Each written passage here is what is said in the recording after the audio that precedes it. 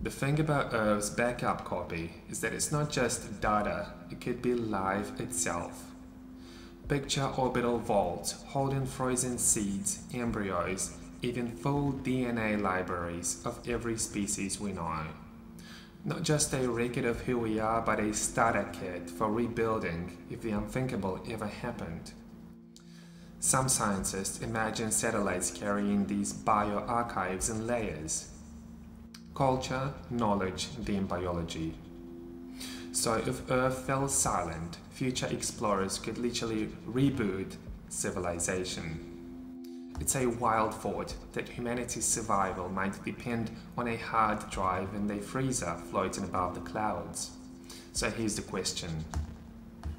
If we did restart from orbit, would the next Earth be anything like this one, or something completely different?